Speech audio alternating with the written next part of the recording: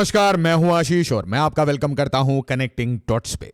Now ऐसा क्यों हो रहा है कि यूएस इलेक्शन 5 नवंबर यूएस इलेक्शन इस पॉइंट ऑफ टाइम में सबसे बड़ा टॉपिक है, बट एक बहुत बड़ा टॉपिक हम इग्नोर कर रहे हैं कि Kim Jong Un, Vladimir Putin वो back to back intercontinental ballistic missile के टेस्ट कर रहे हैं। पुतिन अपने न्यूक्लियर ट्रायड की टेस्ट कर चुके हैं, सही सुना आपने, और साइमल्टेनियसली हर रीजन में, हर कॉन्फ्लिक्ट रीजन में एक एक करके यूएस के स्ट्रैटेजिक बॉम्बर्स पहुंच रहे हैं। B2, B-52, B-1 लैंसर्स सब डिप्लॉयड हैं। दोस्तों, मेरा क्वेश्चन यह है कि क्या इस लेम डक समय में, जब जो बाइडेन पावर में है बट एक्चुअली ऑफिसर्स काम चला रहे हैं, कमाला हैरिस या डोनाल्ड ट्रंप कौन आएगा, क्या डायरेक्शन होगी दुनिया की, किसी को नहीं पता। एस्टैब्लिशमेंट एक साइड में कमाला हैरिस के साथ है, उसी टाइम में डोनाल्ड ट्रंप चैलेंजर की तरह इलॉन मस्क और ट्विटर के बदौलत आज लड़ने आए हैं गोरों के साथ। तो क्या होने वाला है पूरी दुनिया में, क्योंकि अमेरिका जिस तरीके से, और यहां पे मैं कहूंगा कोई कंट्री कितनी भी शक्तिशाली है, मैंने बड़े सारे ऐसे एयरफोर्स देखे हैं, एयरफोर्स का आप नंबर देखिए, जहां पे इनका एक स्ट्राइक ग्रुप पहुंच जाता है। दोस्तों, हमें एक रियलिटी याद रखनी चाहिए, यूएस का एक स्ट्राइक ग्रुप जहां जाता है, उनके पास जो total number of fighter jet होते हैं, बहुत सारी कंट्रीज के पास उतने टोटल फाइटर जेट नहीं होते, ठीक है। And we are talking about 5th generation fighter jets, we are talking about 4.5 4 generation fighter jets. इनके पास कोई कमी नहीं है, और ये सारे स्ट्रेटेजिक बॉम्बर्स कहीं घूम रहे हैं, कहीं डिप्लॉय हो रहे हैं, कहीं पे ड्रिल्स कर रहे हैं। चल क्या रहा है देखते हैं। नाउ किम जोंग उन रिसेंटली व्लादिमीर पुतिन के बड़े नजदीक आ चुके हैं, उनके साथ एक सिक्योरिटी पैक्ट साइन कर चुके हैं। दुनिया अब धीरे धीरे एक्सिस में डिवाइड हो चुकी है, जहां पे ईरान क्लियरली व्लादिमीर पुतिन के साथ है, शी जिनपिंग के साथ है, किम जोंग उन के साथ है। इन्होंने एक बहुत अच्छी ग्रुपिंग बना ली है। ये सब मिलके, चाहे रशिया यूक्रेन हो या Israel versus Hamas, Houthi, Hezbollah, हर फ्रंट पे ये कोऑपरेट कर रहे हैं एक साथ। और ऑपोजिट साइड में आपको America along with NATO, Israel, ये सब दिखेंगे आपको। बट एक चीज देखिए कि ये फायर करते हैं एक इंटरकॉन्टिनेंटल बैलिस्टिक मिसाइल, ठीक है। अब इंटरकॉन्टिनेंटल क्यों बोल रहे हैं, मतलब अक्रॉस कॉन्टिनेंट जा सकता है। तो नॉर्थ कोरिया को, अगर साउथ कोरिया को मारना हो तो इंटरकॉन्टिनेंटल बैलिस्टिक मिसाइल की तो जरूरत नहीं पड़ेगी। आईसीबीएम की जरूरत किसके लिए पड़ेगी, अमेरिका को धमकाने के लिए। और मैं आपको यहां पे एकदम सीरियस बात कहना चाहता हूं, नॉर्थ कोरिया कुछ भी करता है, इसका मतलब अज्यूम करके चलिए कि चाइना और रशिया का अप्रूवल है, पर्टिकुलरली चाइना ने इतने दिन से नॉर्थ कोरियन रेजिम को बचा के रखा है, किम जोंग उन को बचा के रखा है। और जब भी चाइना अमेरिका से गुस्सा होता है तो वो नॉर्थ कोरिया को बोलता है, ये चप्पल उठाओ और चप्पल खींच के मारो, टेंशन मत लो, मैं पीछे खड़ा हूं। एग्जैक्टली यही करता है हमेशा नॉर्थ कोरिया। और नॉर्थ कोरिया के ऊपर कोई कुछ कहने के लिए आता है तो चाइना बोलता है टॉक टू मी फर्स्ट। और इसलिए आज अमेरिका में अजीब सी बातें हो रही हैं कि भाई चाइना के साथ ना हमने ये जो ट्रेड वॉर कर रखा है, इससे चाइना हमसे दुखी है, तो एक काम करते हैं, हम चाइना से बात करते हैं और कहते हैं नॉर्थ कोरिया को कि डी एस्केलेट करो। भाई डी एस्केलेट करना हो तो आप डायरेक्टली कॉल कर सकते हैं, आप ईरानियन रेजिम से भी बैक चैनल से बात कर सकते हैं, और आप करते भी हैं। तो फिर why do you need China. तो यहां पे देखिए, ये सारे लोग एस्केलेट करना चाहते हैं, ये कोई भी शांति नहीं चाहता। North Korea says it test fired latest ICBM Hwasong 19। और नॉर्थ कोरिया की तो सर्वाइवल पे आ गई है, जिस तरीके से हम बोलते हैं ना इजराइल के सर्वाइवल पे आई है, तो नॉर्थ कोरिया की भी सर्वाइवल, छोटी सी कंट्री है, ठीक है। अगर उसने अपने आप को ठीक से स्ट्रांग करके नहीं रखा तो नेचुरल सी बात है, साउथ कोरिया, जापान, यूएस, ये तो वेट कर रहे हैं, और ये तो एक बहाना चाहते हैं ना कि चाइना के पास एक वॉर शुरू हो, कहीं गेट खुले, है ना, गेट खुले, कहीं ताइवान में खुले या हांगकांग में खुले, तो दे वांट दिस, ठीक है। इसीलिए जब भारत ने आर्टिकल 370 हटा दिया तो बड़ी परेशानी हो गई। इसीलिए मणिपुर, मिजोरम, यहां पे कहानियां होती है, क्योंकि हर कंट्री को अगर आपको कंट्रोल में रखना है तो आप एक छोटी सी simmering conflict, perpetual conflict, Kashmir में, खालिस्तान में कुछ एक ऑन करके छोड़ दो, कनाडा से खालिस्तान बना दो। सो ऑल दीज थिंग्स तो आपको, हमें बहुत स्मार्टली समझना पड़ेगा। नाउ नॉर्थ कोरिया क्या कर रहा है, हॉसोंग 19, और एक तरीके से वर्टिकल लॉन्च था, ठीक है, वर्टिकल टेस्ट था, 7,500 किलोमीटर की हाइट तक जाता है। और उसके बाद रशिया और जापान की सी के बीच में, ठीक है, नो-मैन्स लैंड में, एक्सक्लूसिव इकोनॉमिक जोन के बाहर ये जाके लैंड कर जाता है। नाउ इसके अलावा 10,000 नॉर्थ कोरियन सोल्जर्स वो ऑलरेडी रशिया यूक्रेन वॉर में पहुंच चुके हैं। और उसके बाद अब पहले ये बोल रहे थे हटा दो ये सोल्जर्स को मत डालो। भाई आपने खुद ही नाम दिया इनका, एक्सिस, द एक्सिस, है ना। China, Russia, Iran, north Korean, axis. तो एक्सिस आपस में कॉपरेट कर रहे हैं, आप नाटो के साथ जैसे कॉपरेट करते हैं। और उसके बाद गार्जियन परेशान होकर लिखने लगा, इनएक्सपीरियंस्ड, पोअरली ट्रेंड, अच्छा, एंड अंडरफेड। हाय राम, आप देखिए कैसे बोल रहे हैं, मतलब सोल्जर्स नहीं बोल रहे, दे आर, यहाँ पे आपको दिखेगा ये रंग भेद, ये इनके मन में है, ठीक है, अंडरफेड, ऐसे कि थर्ड वर्ल्ड कंट्री से बेचारे गरीब आ गए, right. Now North Korea fires another ballistic missile. तो एक तो इन्होंने आईसीबीएम टेस्ट कर लिया, और फिर अब दूसरा शॉर्ट रेंज, फिर से एक बैलिस्टिक मिसाइल अटेम्प्ट कर रहे हैं, ठीक है, कर चुके हैं, पब्लिकली बस अनाउंस कर देते हैं, वीडियो रिलीज कर देते हैं। अच्छा, व्लादिमीर पुतिन क्या कर रहे हैं? व्लादिमीर पुतिन नेक्स्ट लेवल है ना, नेक्स्ट लेवल, वो पूरे वेस्ट को ही एक बार में, और मैं कहूंगा वेस्टर्न यूरोप की सारी कंट्रीज। अभी ओलाफ शोल्ज दिल्ली आए तो कह रहे थे, अगर यूक्रेन गिर गया तो हमारा क्या होगा? जर्मनी, फ्रांस बहुत टेंशन में। आपको लगता होगा कुछ नहीं हो रहा, बिल्कुल हो रहा है। जैसे यूक्रेन गिरता है, पूरे वेस्टर्न यूरोप में खलबली मच जाएगी कि हु इज नेक्स्ट, कौन जाएगा कौन जाएगा, और फिर अचानक से कंपटीशन होगा कि पुतिन का दोस्त कौन बनेगा, ठीक है। आपने देखा विक्टर ओरबान वगैरह, आप देखिए इधर तुर्की के एर्डोगान, वो बार बार क्यों मिल रहे हैं? क्योंकि सबको पता है कि पुतिन को आप इतने आराम से जेलेंस्की यूज करके क्रश नहीं कर सकते ना। यहां देखो, Russia's Putin launches drill of nuclear forces simulating strikes. आप अपने पूरे न्यूक्लियर ट्रायड को यूज कर रहे हो, ग्राउंड, सी, एयर, हर जगह से आप एक वार्निंग दे रहे हो कि सब कुछ रेडी है, everything is tested and firing, बस न्यूक्लियर वॉरहेड लगाना है, and son you are done, ठीक है। तो रशिया ने 5,500 वॉरहेड बना के क्यों रखे? 5,500 वॉरहेड आप किसके लिए बना के रखते हो?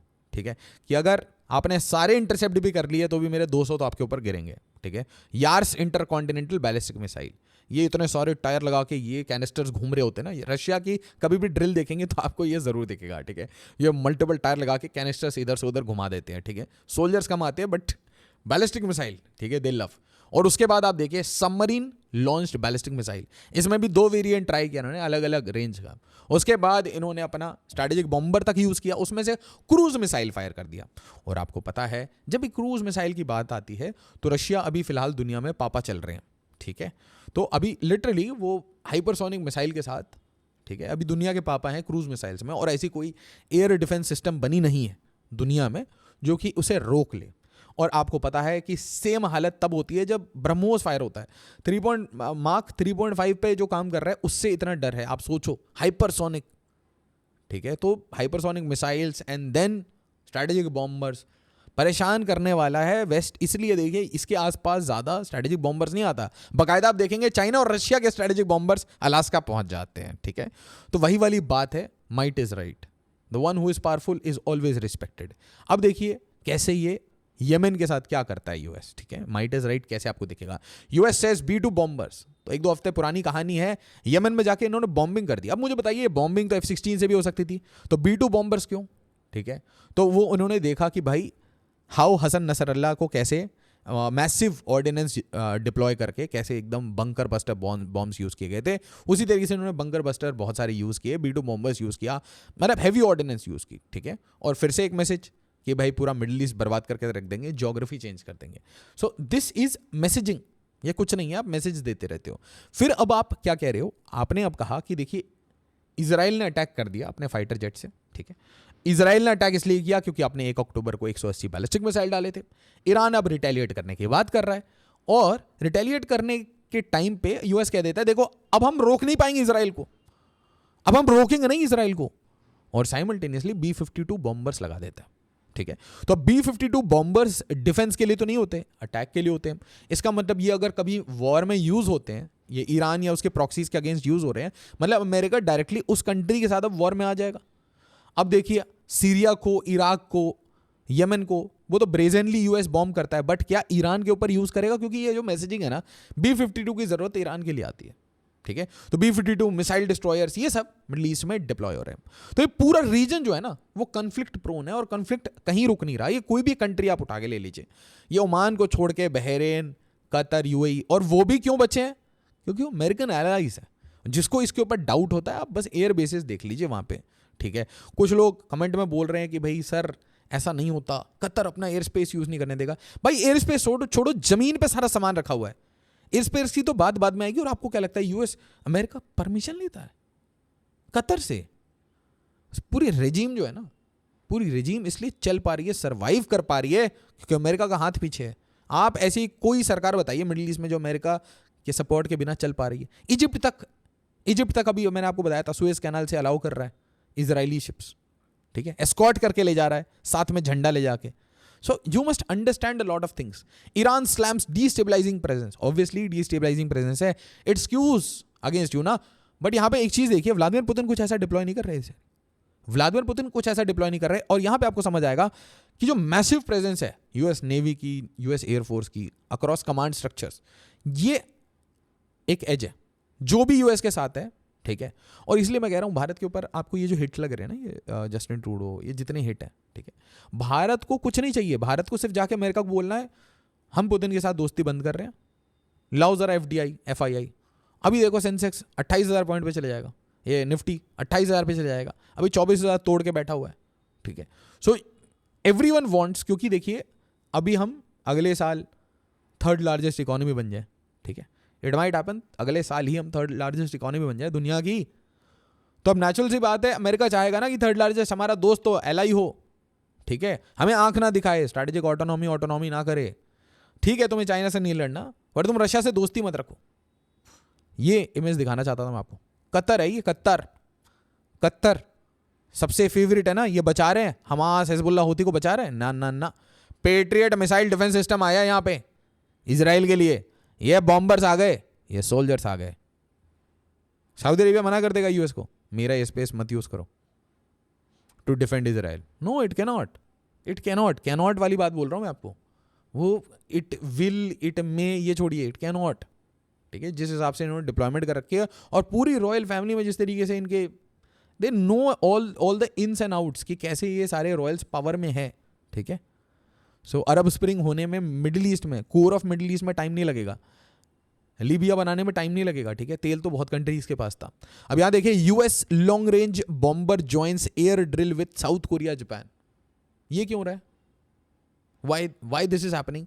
तो साउथ कोरिया, जापान, यूएस, ये साथ में मिलकर ड्रिल्स कर रहे हैं। किसके लिए भाई?